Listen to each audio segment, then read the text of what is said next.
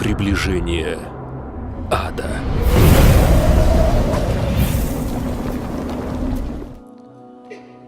And there are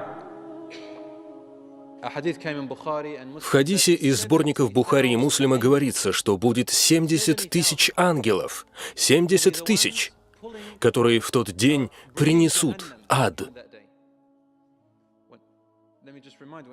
Пророк, саллаллаху алейхи вассалям, вступится пред Аллахом, субхану ва тааля. Он скажет: «Моя умма». Все это произойдет там и тогда. И ад будет приведен. Аллах явится. Ангелы несут трон. Книги будут раскрыты над нами, книги с записями о нас.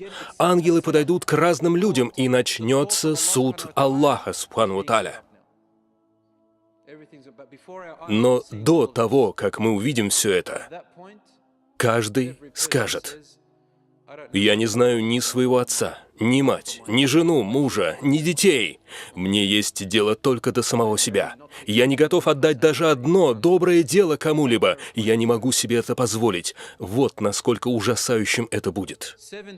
70 тысяч ангелов несут ад. Как они несут его? Как они это делают? В хадисе говорится, что эти 70 тысяч удерживают ад сзади. То есть они схватились за него. Аллах говорит в Коране: когда ад увидит издалека, увидит их, когда он издалека увидит их, это аят из Корана, они услышат ужасающий рев и ужасные вдохи и выдохи. А потом он начнет нападать.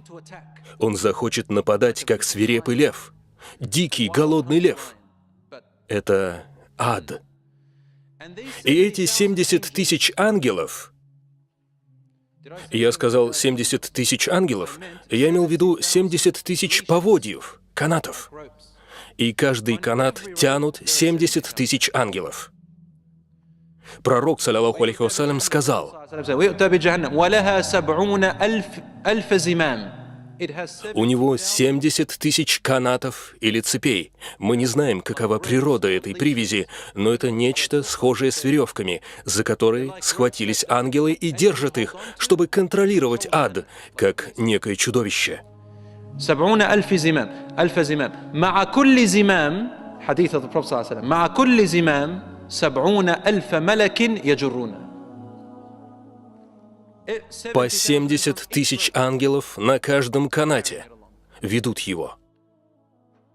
Как сказано в другом хадисе, они контролируют ад, и если они его отпустят, ад сожрет каждого. Поэтому они тянут его назад. Итак, 70 тысяч умножить на 70 тысяч. Посчитаем. 4 миллиарда 900 миллионов ангелов. И не спрашивайте меня об их размерах. Насколько же тогда огромен ад? Какого же он размера? Мы поговорим об этом на следующих уроках. А сейчас хочется, чтобы вы осознали действительность этого момента. И прежде чем я продолжу, я приведу вам один хадис.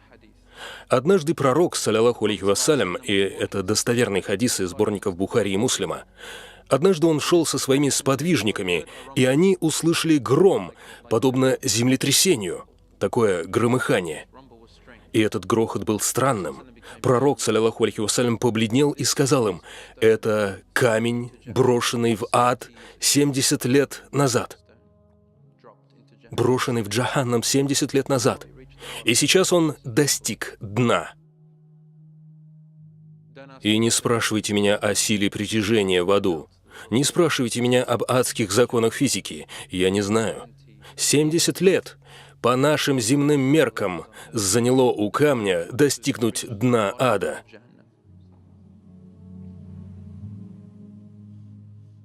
Представьте себе яму глубиной, равной расстоянию от Земли до Луны. И если вы бросите туда камень, его падение не займет 70 лет, он упадет намного быстрее.